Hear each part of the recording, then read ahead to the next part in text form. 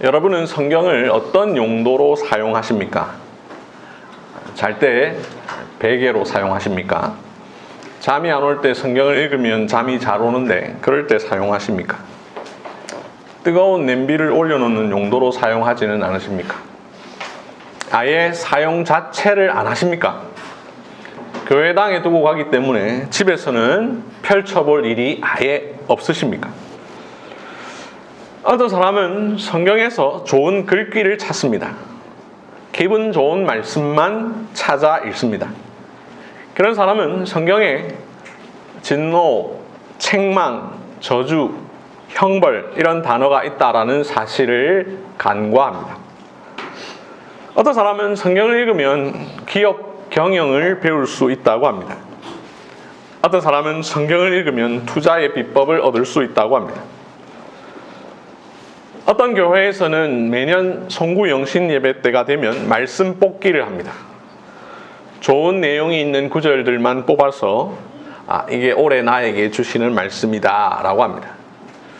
어떤 사람은 아침에 일어나 성경책을 아무데나 펼쳐서 손가락으로 탁 짚습니다. 그러면 거기에 있는 말씀이 오늘 자신에게 주는 말씀이라고 생각합니다. 그런 교회와 사람은 이렇게 하는 것이 점치는 것과 다를 바가 없다라는 사실을 간과합니다. 어떤 목사는 설교단에서 성경을 읽고 자기가 읽은 책과 영화 이야기를 합니다. 어떤 목사는 성경을 읽고 나서 인간관계의 비결을 알려줍니다. 어떤 목사는 지난주 자기에게 있었던 이야기를 늘어놓습니다. 어떤 목사는 설교단에서 웃기는 이야기 만들어 놓고 어떤 목사는 심지어 욕설을 아무렇지 않게 하기도 합니다. 지금까지 말씀드린 내용들은 성경을 왜 읽는지, 성경이 무엇을 말하는지, 성경을 통해서 우리가 무엇을 발견해야 하는지를 오해하는 예들입니다. 이 외에도 더 많은 예들이 있겠죠. 여러분의 주변에서 경험한 예도 있을 것이며 심지어 여러분이 경험하신 예도 있을 것입니다.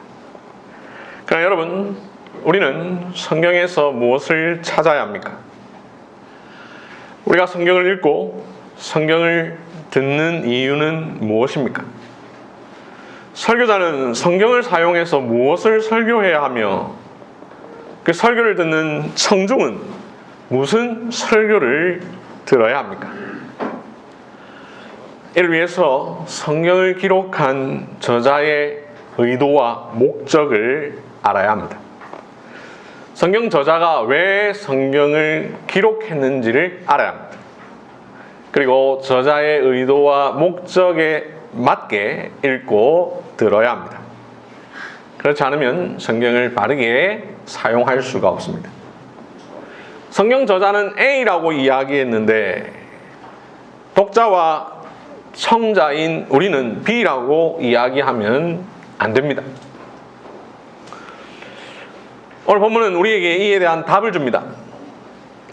성경 66권의 책 중에 하나인 이 요한복음, 이 책의 저자가 자신이 이 책을 쓴 이유를 오늘 본문에서 밝힙니다. 오늘 설계 제목대로 성경 기록 목적을 우리에게 가르쳐 줍니다. 우리는 그 목적을 바르게 알고 이해하고 그리고 읽고 들어야 합니다. 설교자는 자기 말을 하는 것이 아니라 성경을 기록한 저자의 기록 목적대로 설교해야 합니다. 설교를 듣는 여러분은 그런 목적에 맞게 설교하는 설교를 들어야 하고 그런 설교를 성경적인 설교다라고 생각을 해야 합니다. 이를 위해서 우리는 오늘 본문을 중심으로 성경 기록 목적에 대해서 함께 말씀을 살펴보도록 하겠습니다. 영원 전부터 하나님과 함께 계셨던 예수님께서 이 세상에 오셨지요. 예수님이 오신 목적이 여러 가지가 있는데 그 가운데 하나는 하나님과 자신을 우리에게 나타내시기 위해서, 계시하시기 위해서입니다.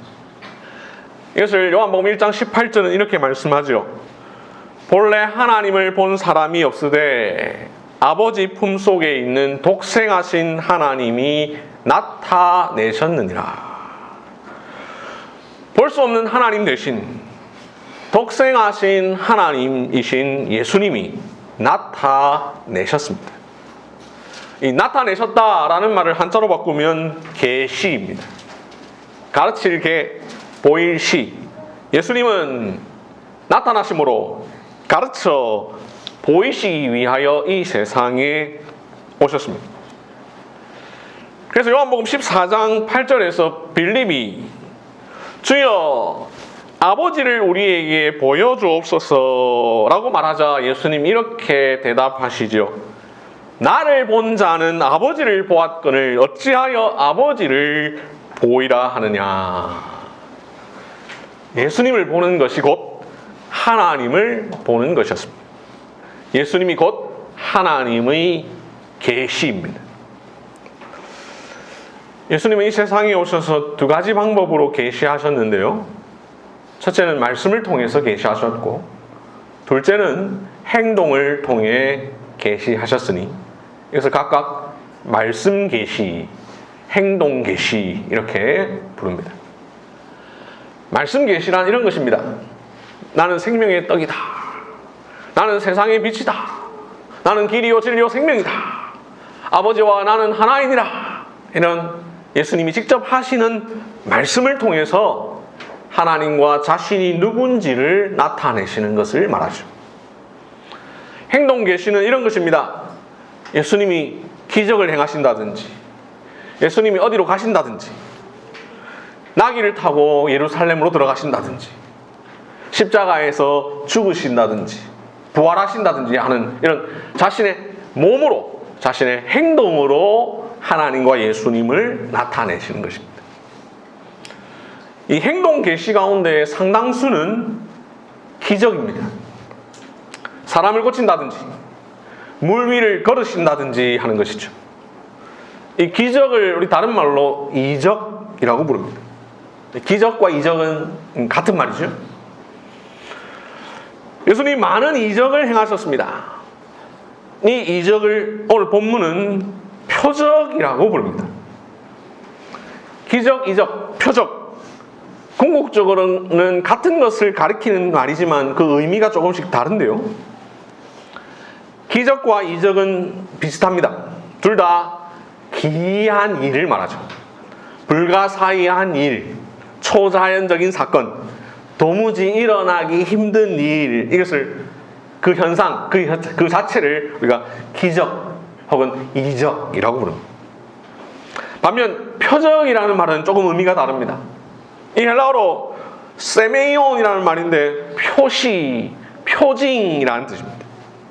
영어로 sign입니다. 우리말로도 번역을 참 잘했는데 이 표적, 이 표자가 나타낼 표자죠. 그래서 표적은 뭔가를 나타내고자 하는 기적을 말합니다.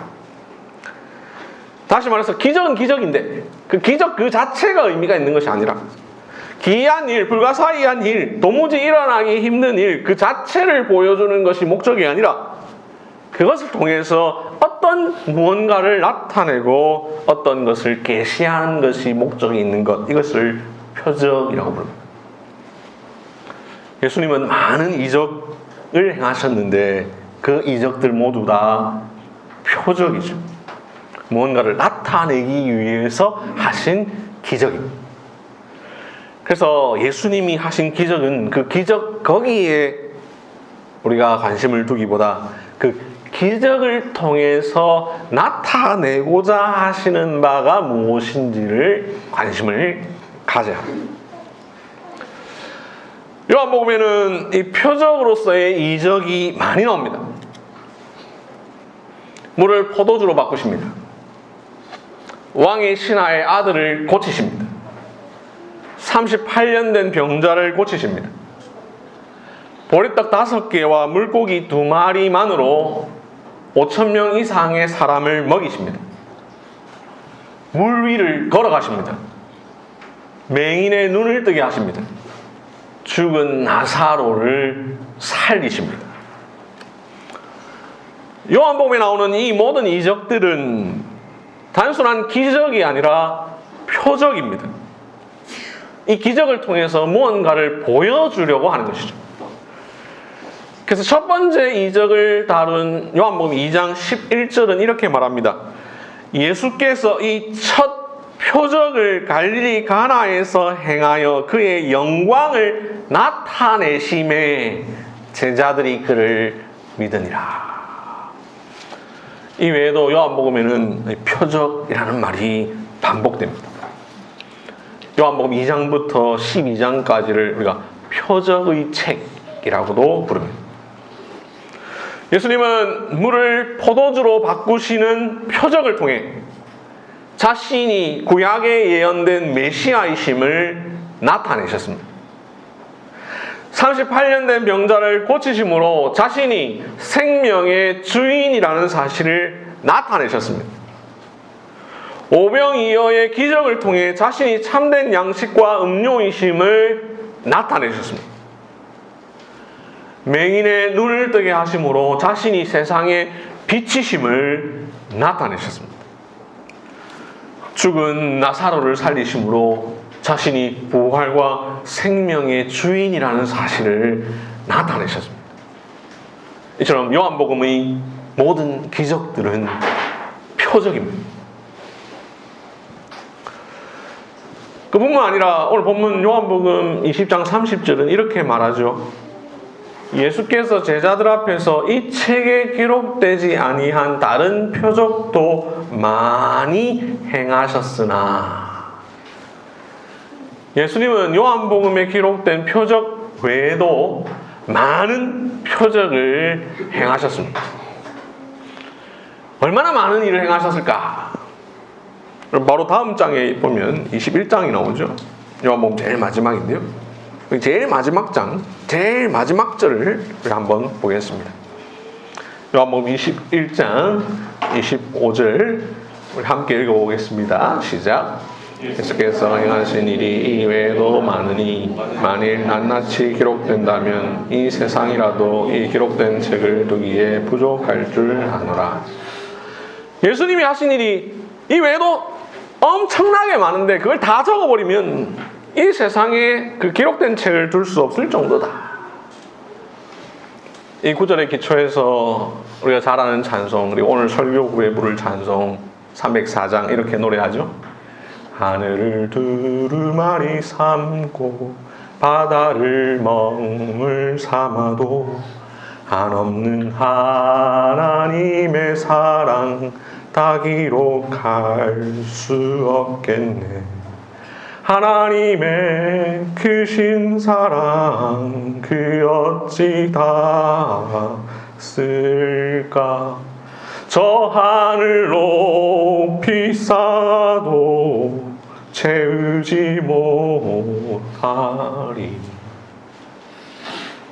예수님만 아니라 한 사람의 생애를 한 권의 책에 정리하는 것도 쉽지 않은데 하물며 예수님 어떻겠습니까? 예수님 행하신 일은 이외에도 너무 많이 있으니 저 하늘을 높이 쌓아도 다 채울 수 없을 정도로 많죠. 성경은 예수님께서 하신 말씀, 예수님께서 행하신 일, 그 가운데 특별히 예수님이 행하신 표적을 기록한 책입니다. 이것들은 모두 계시입니다.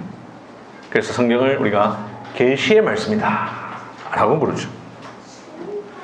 계시로서의 예수님은 이 외에도 더 많은 일을 행하셨습니다. 이 책에 기록되지 않은 다른 표적도 많이 행하셨습니다. 그러나 요한은 그걸 다 기록하지 않았습니다. 요한만 아닙니다.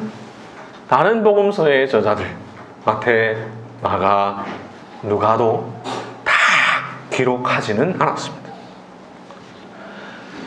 그뿐만이 아닙니다. 우리 다 함께 누가복음 1장 1절을 볼까요? 누가복음 1장 1절.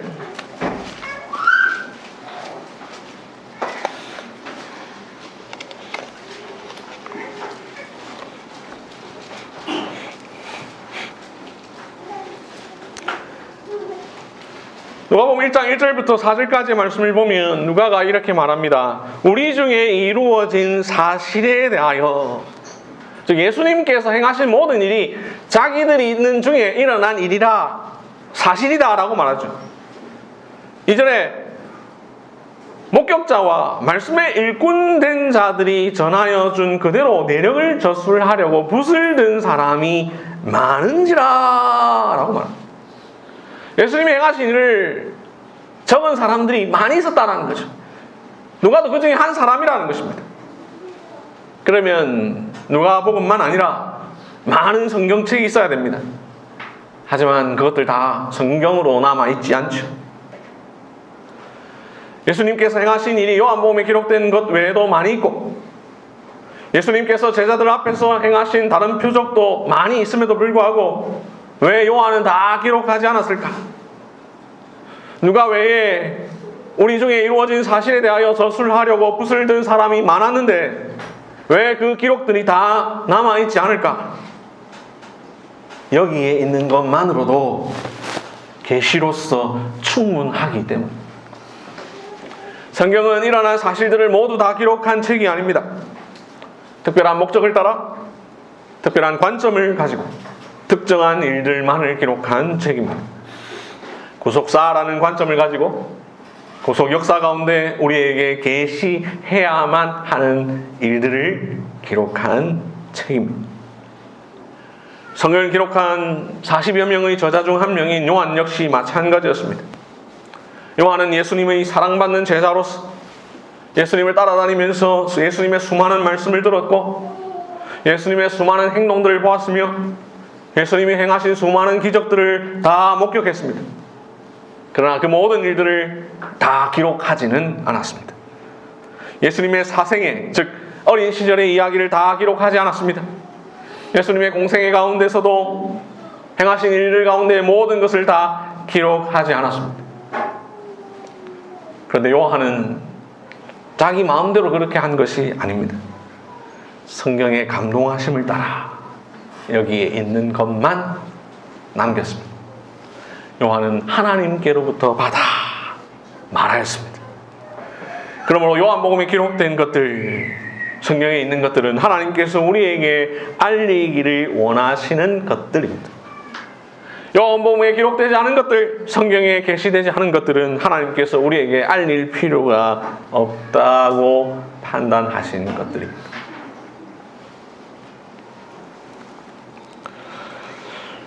그렇다면 여러분, 이 성경에 기록된 것들 우리에게 무엇을 나타내기 위해서 기록되었을까? 오늘 보면 요한복음 20장 30절 31절은 이 책에 기록되지 아니한 다른 표적도 많이 행하셨으나 오직 이것을 기록함은 이라고 말한 뒤에 이렇게 이어서 말하죠. 너희로 예수께서 하나님의 아들 그리스도이심을 믿게 하려 하며 또 너희로 믿고 그 이름을 힘입어 생명을 얻게 하려 함이니라. 예수님이 행하신 표적을 비롯한 예수님의 말과 행동들은 나타내기 위해서, 즉 계시하기 위해서라고 말씀을 드렸습니다. 예수님의 기적들은 기적 그 자체를 위해서가 아니라 기적을 통해서 보여주고자 하는 것이 있다고 했습니다. 그것이 무엇이냐? 31절이 말하는 것처럼 예수님이 하나님의 아들이시다라는 것, 예수님이 그리스도시다라는 것, 이것을 우리로 하여금 믿게 하기 위해서요. 그것을 믿어서 그 이름을 힘입어 생명을 얻게 하도록 하기 위해서죠. 요한이 이 31절에서 말하는 기록 목적, 너희로 예수께서 하나님의 아들이심을 믿게 하고 예수께서 그리스도이심을 믿게 하고 그것을 믿어서 그 이름을 힘입어 생명을 얻게 하기 위해서다. 이 말 우리가 하나하나 나눠서 생각을 해보도록 하겠습니다. 먼저 예수님은 이 책에 기록된 표적과 계시를 통해 자신이 하나님의 아들이다, 이걸 나타내셨습니다. 또한 이 책을 기록한 요한은 예수님의 표적을 기록해서 예수님이 하나님의 아들이다라는 사실을 나타냈습니다. 왜 그렇게 해야 했을까? 하나님의 아들 예수님이 이 세상에 오셨습니다. 예수님 분명 하나님의 아들입니다. 근데 여러분, 이걸 어떻게 증명할 수 있습니까? 예수님 딱 오셨는데 나 하나님의 아들이다 이렇게 말하면 그걸로 증명이 됩니까? 누구든지 그런 말을 다 할 수 있잖아요. 예수님 당시에 있었던 누구든지 내가 하나님의 아들이다 그 말을 한다고 해서 믿을 수 있는 것이 아니죠. 마찬가지로 요한이 이 책에다가 이 예수님이 하나님의 아들이다 이렇게만 적어 놓으면 우리가 믿을 수 있느냐? 아니죠. 그래서 예수님은 기적을 보여주셔야만 했었죠. 예수님이 행하신 많은 기적들 그것을 통해서 예수님이 하나님의 아들이다라는 것을 보여주셔야 했죠. 이것을 기록한 요한 역시 마찬가지입니다. 그냥 예수님에 대해서 쭉 써놓고 이게 예수님이다 이렇게 하면 안 되고 예수님 하신 기적을 적어놓고 이 기적을 보라 이분이 하나님의 아들이다 라고 해야 되는 거죠. 요한복음 5장을 한번 찾아볼까요? 요한복음 5장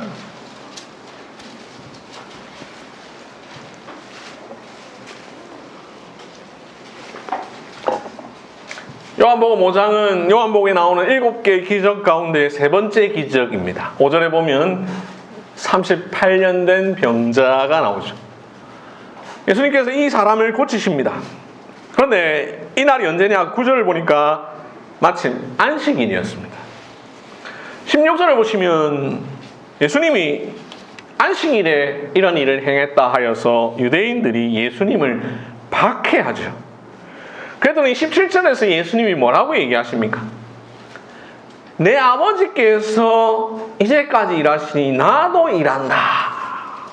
이 말을 통해서 예수님은 18절에 나와 있는 것처럼 자신이 하나님의 아들이요 하나님이 자신의 아버지라는 사실을 드러내셨습니다. 요한은 이 내용을 기록함으로써 예수님이 하나님의 아들이라는 사실을 우리로 하여금 믿게 합니다. 예수님이 하나님의 아들이라는 사실을 보여주는 일은 요한복음 1장에서도 볼 수 있는데요. 요한복음 1장 29절을 보시면 예수님께서 세례 요한 앞으로 나오시죠. 요한복음 1장 29절 32절에 보면 요한이 예수님을 보고 있는데 성령이 비둘기같이 하늘로부터 내려와서 예수님 위에 머뭅니다. 이를 본 요한이 34절에서 뭐라고 말합니까? 내가 보고 그가 하나님의 아들이심을 증언하였노라. 그 밑에 요한복음 1장 45절부터 50절까지의 말씀을 볼까요? 빌립이 나다나엘을 찾아와서 말합니다.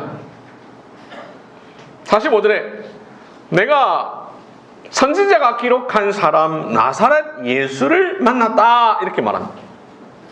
예를 들은 나다나엘이 46절에서 나사렛에 있어서 무슨 선한 것이 날 수 있느냐라고 말하죠.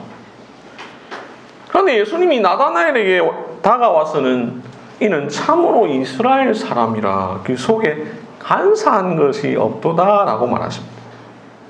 나다나엘이 깜짝 놀라서 어떻게 나를 아십니까? 라고 물으니 예수님이 네가 무화과 나무 아래에 있을 때 보았노라 라고 말하자 나다나엘이 49절에서 이렇게 말하죠.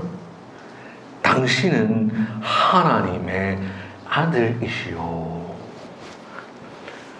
이렇게 요한복음은 예수님이 하나님의 아들이라는 사실을 우리로 하여금 믿게 하려는 내용으로 가득합니다. 요한은 오늘 본문 20장 31절에서 너희로 예수께서 하나님의 아들 그리스도이심을 믿게 하려 함이요 라고 말했죠. 그러니 우리가 다음으로 우리가 볼 것은 예수님은 이 책에 기록된 표적과 계시를 통해 자신이 그리스도라는 사실을 드러내셨고 요한 역시 예수님이 그리스도라는 사실을 우리에게 가르쳐 주려고 표적들을 기록했는데요. 여러분 그리스도란 헬라어로 정확하게 발음하면 크리스토스라는 말입니다. 이 크리스토스를 히브리어로 번역하면 메시아, 좀 더 정확하게 발음하면 마샤가 되죠. 그러니까 이 그리스도와 메시아는 같은 말입니다. 다른 말이 아니라 그리스도를 번역을 하면 메시아가 되고 메시아를 번역하면 그리스도가 됩니다. 크리스토스, 메시아 이렇게 발음해야 되는데 최대한 우리말에 가깝게 번역하고 표기한 것이 바로 그리스도 메시아. 이 크리스토스와 마샤를 우리말로 번역하면 기름 부음 받은 자라는 말이죠.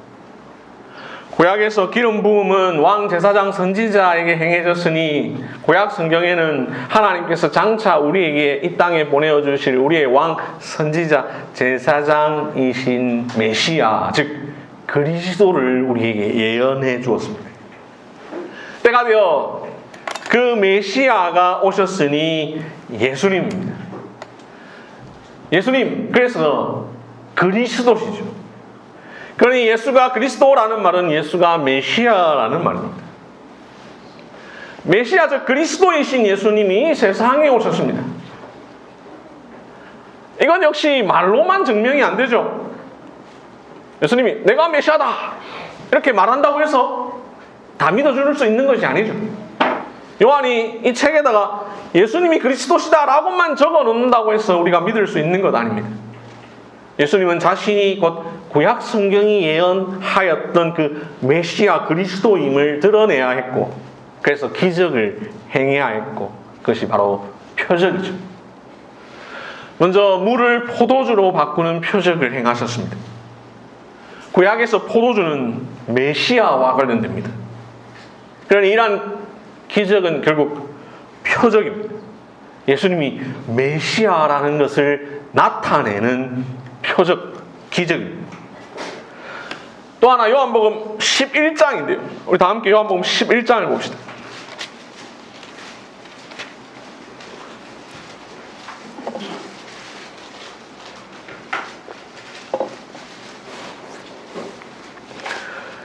요한복음 11장 1절 위에 소제목에 나와 있는 것처럼 이 11장의 전체 내용은 예수님께서 죽은 나사로를 살리시는 일이죠. 예수님이 죽은 사람을 살리셨다. 이것도 물론 중요하지만 이것을 통해서 예수님이 드러내고자 하는 것이 있습니다. 27절로 가보시면 예수님이 죽은 나사로를 살리시는 일을 보았던 그 나사로의 누이 마르다가 뭐라고 이야기합니까? 27절 주는 그리스도시요 세상에 오시는 하나님의 아들이신 줄 내가 믿나이다. 죽은 나사로를 예수님이 살리신 이적은 표적이요 즉 예수님이 메시아 즉 그리스도임을 나타내기 위한 표적이었습니다. 예수님은 자신이 그리스도라는 사실을 드러내시려 이러한 표적을 행하셨고 요한은 이러한 표적을 요한복음에 기록함으로 우리에게 예수님이 그리스도시다라는 것을 알려주죠. 그뿐만 아닙니다. 다른 내용을 통해서도 예수님이 메시아라는 사실을 가르쳐줍니다. 요한복음 1장을 봅시다. 요한복음 1장 40절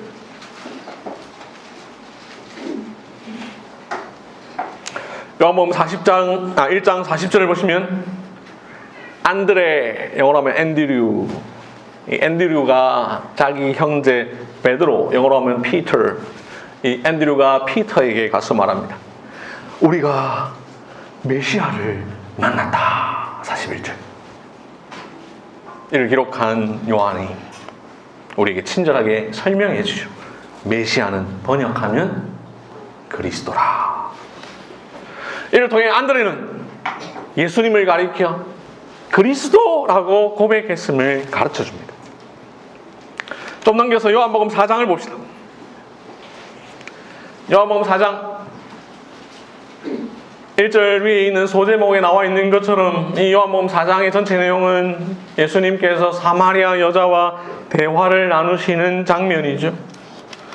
25절을 보시면 이 사마리아 여자가 예수님에게 이런 말을 합니다. 메시아 곧 그리스도라 하는 이가 오실 줄 내가 압니다.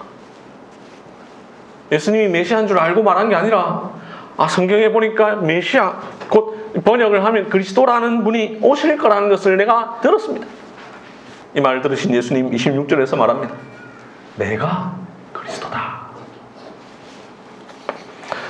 예수님의 마지막 표적 십자가와 부활 역시 마찬가지입니다.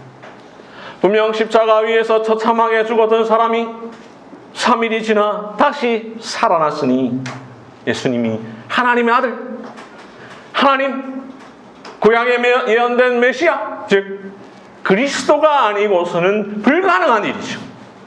십자가와 부활은 예수님이 하나님의 아들 그리스도이심을 믿게 하기 위한 표적입니다. 오늘 보면 요한복음 20장 31절에서 요한이 말한 대로 요한이 예수님이 행한 표적과 하신 말씀들을 기록한 이유는 우리로 하여금 예수님이 하나님의 아들이요 그리스도이심을 믿게 하기 위해서죠. 그리고 여기에서 그치지 않습니다. 요한은 더 나아가 이렇게 말하죠. 또 너희로 믿고 그 이름을 힘입어 생명을 얻게 하려 함이니라. 우리가 예수님을 하나님의 아들로 믿고 그리스도이심을 믿어서 그 이름을 힘입어 생명을 얻게 하려고 이 요한복음을 기록했다라고 말합니다. 그 이름을 힘입어라고 했는데 성경에서 이름은 그 사람의 인격과 본질과 권세를 대표합니다. 그래서 그 이름을 힘입어 생명을 얻는다라는 말은 예수님의 인격과 사역과 특별히 십자가와 부활과 구속 사역으로 말미암아 우리가 생명을 얻는다라는 뜻이죠. 그러므로 우리는 요한이 기록한 이 요한복음을 통하여 예수께서 하나님의 아들이심과 그리스도이심을 믿고 나아가 믿고 그 이름을 힘입어 생명을 얻어야 합니다.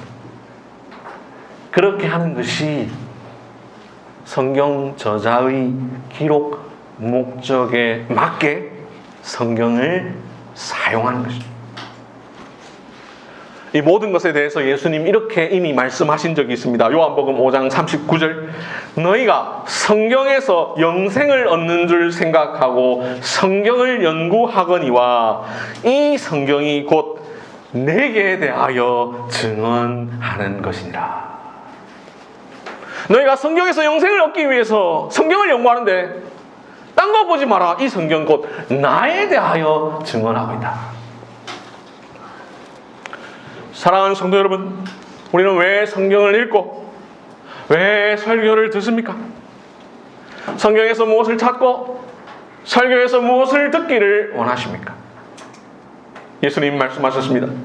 너희가 성경에서 영생을 얻는 줄 생각하고 성경을 연구하거니와 이 성경이 곧 내게 대하여 증언하는 것이니라. 요한이 오늘 본문에서 말했습니다. 너희로 예수께서 하나님의 아들 그리스도이심을 믿게 하려 하며 또 너희로 믿고 그 이름을 힘입어 생명을 얻게 하려 함이니라. 성경은 역사, 철학, 과학, 정치를 가르쳐주는 책이 아닙니다.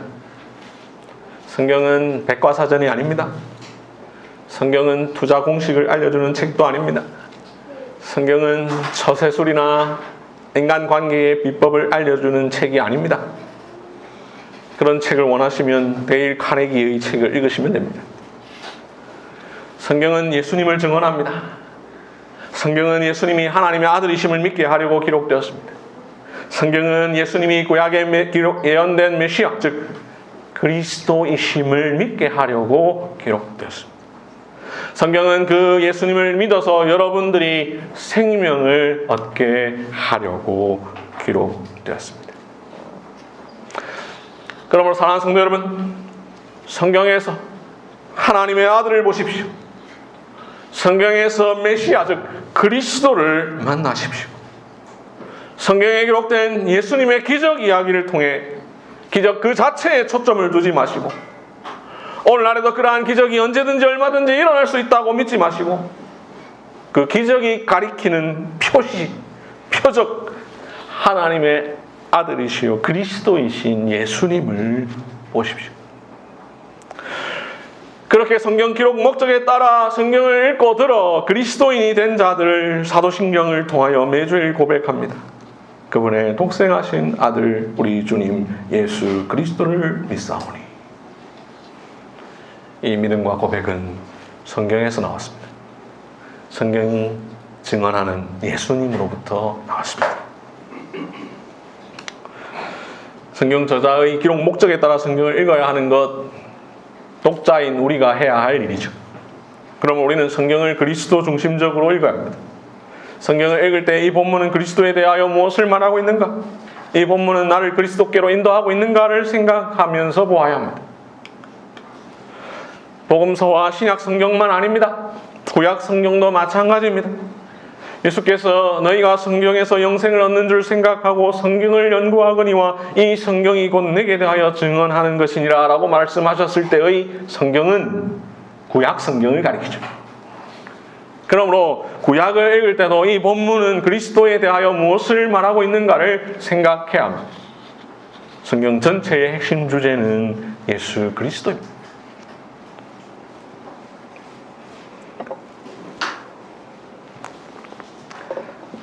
성경에서 예수님을 발견하는 것, 성경으로 예수님을 설교하는 것은 매우 좋은 일이죠. 그래서 요즘 그리스도 중심적 설교라는 것이 유행을 하는데, 한편으로는 좋은 일이지만 어떤 것이든 극단에 치우는 것은 항상 조심해야 합니다. 성경이 그리스도를 말하고 있으니 그리스도 중심적으로 설교하는 것은 좋은 일이지만 성경은 그리스도만 말하지는 않습니다. 성경의 풍성함을 그렇게 하나로 가두는 것은 결코 바람직하지 않습니다. 안타깝게도 오늘날 우리 주변에는 그리스도 중심적 설교를 유행처럼 삼아 설교의 하나의 유행으로 오늘 모든 본문을 억지로 그리스도로 해석하고 적용하는 사람들이 있습니다. 한번 들어보실까요? 아담이 잠들었을 때에 하나님은 그 상처난 옆구리로부터 한 여자를 지으사 그의 일부가 되게 하셨고, 아담은 자신의 피를 흘림으로 그녀에 대한 대가를 지불했다. 아담은 자신의 아버지 집을 떠나 자기 목숨을 바쳐 자기 신부를 얻고자 했던 주 예수님을 묘사하는 하나의 그림이다. 마지막 아담 되시는 예수님은 첫 번째 아담처럼 자신의 신부인 교회를 사기 위해 잠을 자야 했고, 그러기에 예수님은 십자가에서 죽으사 무덤 속에서 3일간 잠드셨다. 그가 잠에 빠진 이후 그의 옆구리 역시 열려졌으며 그 상처난 옆구리로부터 구원이 흘러나왔다. 말도 안 되는 해석입니다. 여호수아 2장에 보면 라합이 붉은 줄로 표시를 함으로 정탐꾼들이 도망갈 수 있도록 한 이야기가 있지. 그 붉은 줄이 그리스도의 붉은 피를 상징한다고 말하는 설교자가 있습니다. 그 붉은 줄이 정탐꾼을 살린 것처럼 그리스도의 붉은 피가 우리를 살린다고 말하는 설교자가 있습니다. 말도 안 되는 해석입니다. 얼마 전 신학대학원 교수인 제 동기가 저와 대화를 나누면서 이런 이야기를 한 적이 있습니다. 요즘 신학생들 사이에 그리스도 중심적 설교가 유행하고 있는데 참 심각하다라면서 한 예를 저에게 이야기해 줬는데, 여호수아 7장에 보면 아간의 범죄 이야기가 나오죠. 아간이 죄를 지어서 아간을 처형함으로 말미암아 이스라엘이 회복되는 이야기가 나오는데, 그 아간을 그리스도로 적용하는 신학생이 있다면서 저에게 한탄했습니다. 저는 처음 그 말을 듣고 제가 잘못 들었나라고 생각을 했습니다. 이처럼 그리스도 중심적 설교가 지나쳐서 잘못된 방식으로 억지로 성경에서 그리스도를 찾으려 하는 것은 결코 바람직하지 않습니다. 게다가 어떤 설교를 하든 늘 그리스도로 끝나버리면 청중들은 늘 똑같은 설교, 똑같은 결론만을 듣게 될 것입니다. 우리는 어떤 주제든 전체 성경의 관점으로 보아야 하죠. 오늘 설교 역시 마찬가지입니다. 오늘 보면 요한복음 20장 31절만을 읽고는 모든 본문에서는 그리스도를 설교해야 됩니다 라고 끝맺어 버리면 그건 잘못된 설교입니다. 다 함께 디모데후서 3장 15절부터 17절을 봅시다. 디모데후서 3장 15절부터 17절 말씀.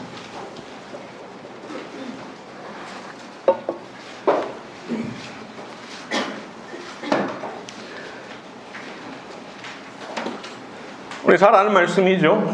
디모데후서 3장 15절 중간쯤에 보면 성경은 능히 라는 말 뒤에 나오는 내용은 성경이 우리에게 무엇을 가르쳐 주는가를 우리에게 설명해 주는 내용입니다.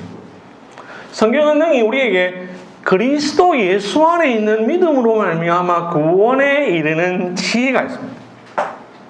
이 부분은 오늘 본문 요한복음 20장 31절과 겹치면서도 조금은 다른 부분이 포함되어 있죠.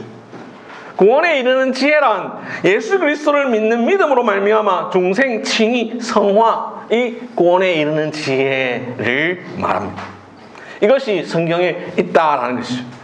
그래서 우리는 성경에서 그러한 것들도 봐야 됩니다. 예수 그리스도를 믿는 믿음으로 말미암아 우리가 거듭나고 의롭다함을 얻고 또 거룩해져 가는 이것을 들어야죠. 그뿐만 아닙니다. 16절 모든 성경은 교훈과 책망과 바르게 함과 의로 교육하기에 유익하니 라고 말합니다. 그러니 우리를 교훈하고 우리를 책망하고 우리를 바르게 하고 우리를 의로 교육하는 모든 것들도 성경에 있죠. 17절은 이렇게 말합니다. 모든 선한 일을 행할 능력을 갖추게 한다. 그렇게 성경에는 그와 관련된 내용들도 담겨 있죠. 그러니 성경에서 그리스도만 본다든지 설교자가 늘 그리스도만 설교하는 것은 바람직하지 않죠. 다음 기회에 사도행전 24장 25절을 봅시다. 사도행전 24장 25절.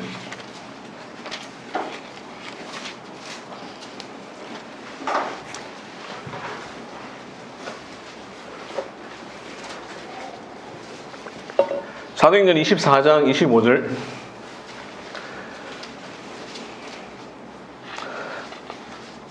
바울이 의와 절제와 장차오는 심판을 강론하니.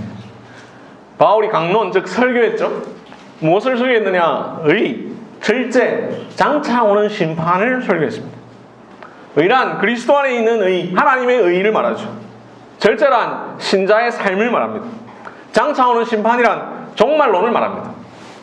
이 많은 것들을 요약해서 짧게 의, 절제, 장차오는 심판이라고 말하고 있죠. 그래서 성경은 그리스도만 말하는 것이 아니라 훨씬 더 많은 것을 말하고 있고 바울 역시도 그리스도만 설교하는 것이 아니라 훨씬 더 많은 것을 설교했습니다. 이 외에도 성경에는 삼일체 하나님, 예수님, 성령님, 창조, 섭리, 사람의 타락, 자유의지, 중생, 칭의, 양자, 성화, 믿음, 회개, 선행, 성도의 견인, 구원의 확신, 율법, 교회, 예배, 세례와 성찬, 권징, 성도의 교제, 교회 정치, 직분, 교회 질서, 교회와 국가의 관계, 성도의 결혼, 가정생활, 사회생활, 종말과 최후 심판 등 무수히 많은 내용들이 담겨있죠. 그래서 우리는 성경에서 한 가지 주제만 보아서는 안 됩니다. 설교자는 몇 가지 주제만 설교해서는 안 됩니다. 어떤 본문을 설교하더라도 그리스도만 말하면 그런 설교는 바람직한 설교가 아닙니다. 성경 전체에 담긴 하나님의 전체 경륜을 설교해야 합니다. 성경에서 우리는 하나님의 영광을 보고, 성경에서 우리는 신자의 삶을 보고, 성경에서 우리는 직분자가 무슨 일을 해야 하는지를 보고, 성경에서 우리는 예배를 어떻게 드려야 하는지를 볼 수 있습니다. 그러면서도 이 모든 것들 그리스도 안에서 읽어야 합니다. 그리스도를 위하여 읽어야 합니다. 설교도 마찬가지입니다. 설교란 하나님의 말씀인 성경에 담긴 진리와 교훈을 말로 풀어서 설명하고 가르치는 것을 말하죠. 설교입니다. 그러므로 성경이 말하고 있는 것을 설명하고 가르쳐야 합니다. 오늘 본문을 통해 살펴본 것처럼 성경은 예수님을 증언하고 예수님이 하나님의 아들이심과 그리스도이심을 믿게 하는 것이니 설교자는 설교를 통하여 오직 예수님을 증언하고 예수님이 하나님의 아들이심과 그리스도이심을 믿게 하도록 해야 합니다. 그리하여 이 설교를 듣는 모든 청중들로 하여금 예수님을 믿고 그 이름을 힘입어 생명을 얻게 해야 합니다. 그뿐만 아니라 성경에는 무수히 많은 주제들이 담겨 있으니 그리스도 예수 안에 있는 믿음으로 말미암아 구원에 이르는 지혜를 설교해야 하고, 구원받은 신자가 어떻게 살아야 하는지를 설교해야 합니다. 이를 통하여 모든 선한 일을 행할 능력을 갖추게 해야 합니다. 뿐만 아니라 교회 생활을 어떻게 해야 하는지, 예배는 어떻게 드려야 하는지, 성도의 교제는 어떻게 해야 하는지, 목사, 장로, 집사는 무슨 일을 하는 사람인지도 설교해야 합니다. 성도는 어떻게 결혼해야 하는지, 어떻게 가정을 이루어야 하는지도 설교해야 합니다. 장차 오는 심판도 설교해야 합니다. 그리스도 예수 안에 있는 지혜도 설교해야 합니다. 성경 전체에 담긴 하나님의 전체 경륜을 설교해야 합니다. 그렇지 않고 설교 시간에 다른 이야기를 한다든지, 웃기는 이야기를 한다든지, 자기의 사적인 가치관을 전한다든지, 인간관계의 비결을 알려준다든지, 자녀가 공부 잘하는 비법을 알려준다든지, 정치 선동을 한다든지 하는 것은 성경 기록 목적에 맞지가 않습니다. 청중 역시 마찬가지입니다. 여러분, 왜 설교를 듣습니까? 왜 목사님은 재밌는 이야기를 하지 않나요? 왜 목사님은 내 삶에 도움되는 이야기를 하지 않나요? 왜 나를 위로하는 이야기를 하지 않나요? 이렇게 해서는 안 됩니다. 그렇게 하는 것은 성경의 기록 목적을 오해하는 것입니다. 재미는 예능에서 찾으십시오. 삶에 도움되는 이야기는 자기계발서에서 찾으십시오. 그리스도 없는 위로는 다른 종교에서도 얼마든지 구할 수 있는 것입니다. 오히려 성경을 설교해 주십시오. 성경대로 설교해 주십시오. 교훈과 책망과 바르게 함과 의로 교육하기에 유익한 설교를 해 주십시오 라고 해요. 교회가 존재하는 목적도 마찬가지입니다. 교회는 성경 말씀을 중심으로 모인 공동체입니다. 교회는 말씀이 말하는 예수님을 믿는 공동체요, 예수님이 하나님의 아들이시며 그리스도이심을 믿는 공동체입니다. 교회는 그리스도의 의, 신자의 삶, 장차 오는 심판을 믿고 증거하는 공동체입니다. 그리스도 안에 있는 교훈, 책망을 통하여 바르게 되고 선한 일을 행할 능력을 갖추어가는 공동체입니다. 이를 위해 서로 돌아보고 살피고 삶을 나누고 서로 가르치고 권면하고 격려하고 덕을 세우며 위로하고 불쌍히 여기며 사랑하고 마음을 같이 하는 공동체입니다. 교회는 이 믿음을 사람들에게 전하기 위하여 존재하고 이 믿음 위에 굳게 서기 위해 존재합니다. 교회의 모든 활동은 궁극적으로 그리스도를 선포하고 믿고 배우고 담고 증거하기 위해 존재합니다. 그리스도 안에서 생명을 누리기 위해 존재합니다. 마지막으로 한 가지만 말씀드리고 마치겠습니다. 성경은 예수님이 하나님의 아들 그리스도이심을 믿게 하려고 기록되었다, 이렇게 말하면 어떤 사람은 이렇게 말할지 모르겠습니다. 저는 이미 예수님이 하나님의 아들이시고 그리스도이심을 믿고 그 이름을 힘입어 생명을 얻었으니 더 이상 성경이 필요 없습니까? 혹여나 그렇게 말하는 사람이 있다면 오해입니다. 오늘 본문 31절에서 믿게 하려 함이요 라는 말은 물론 기본적으로는 처음으로 믿게 하는 것을 말하지만 더 나아가 이미 믿는 자들의 믿음을 더욱 강화하는 것입니다. 요한복음의 기록 목적 믿게 하려 함이라는 말은 믿기 시작하는 것과 이미 믿은 자의 믿음이 더욱 강하게 되는 것을 모두 포함합니다. 그래서 불신자에게는 믿음을 일으키고 신자에게는 믿음을 견고케 하는 목적을 갖습니다. 이런 점에서 성경을 설명하고 가르치는 설교 역시 마찬가지입니다. 설교는 아직 믿지 않는 자에게 회심을 촉구하고 이미 믿는 자에게 믿음의 성장을 도모하는 것입니다. 말씀을 맺겠습니다. 계시, 즉 나타내고 보여줌으로써 가르쳐주기 위해 오신 예수님은 말과 행동, 특별히 표적을 통해 자신을 드러내셨습니다. 이를 통해 자신이 하나님의 아들이시고 구약 성경이 예언한 메시아 즉 그리스도이심을 나타내셨습니다. 요한은 예수님의 말씀, 행동, 표적들을 이 책에 기록했습니다. 그는 모든 것을 기록하지 않았습니다. 우리에게 필요한 것, 우리가 구원에 이르는 데 충분한 것, 우리를 바르게 세우는 데 필요한 것만 기록했습니다. 자신의 뜻과 의지가 아니라 성경의 참 저자이신 성령의 감동하심을 따라 그렇게 했습니다. 요한은 이를 통하여 우리로 하여금 예수께서 하나님의 아들이심과 그리스도이심을 믿게 하려고 했습니다. 믿을 뿐만 아니라 그 이름을 힘입어 생명을 얻게 하려고 했습니다. 그러므로 우리는 성경에서 예수님을 보아야 합니다.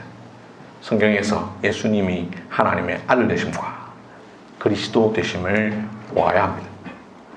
그뿐 아니라 그리스도 안에 있는 의에 대하여 들어야 합니다. 구원에 이르는 지혜를 들어야 합니다. 중생, 칭의, 믿음, 회개를 들어야 합니다. 그리스도 안에 있는 소망을 들어야 합니다. 장차 오는 심판을 들어야 합니다. 이를 믿고 그 이름으로 말미암아 생명을 얻어야 합니다. 이미 생명을 얻었다면 그 생명을 누려야 합니다. 더 나아가 신자의 삶을 배워야 합니다. 교회 생활, 예배 생활, 가정 생활, 사회 생활에 대하여 배워야 합니다. 더 나아가 그리스도 안에 있는 교훈, 책망을 통해 우리가 바르게 되고 선한 일을 행할 능력을 갖추어야 합니다. 그리하여 궁극적으로 하나님의 사람으로 온전케 되어야 할 것입니다. 하나님의 감동으로 기록된 이 성경이 능히 여러분을 그렇게 만들어 줄 것입니다. 아멘. 다 함께 기도하겠습니다.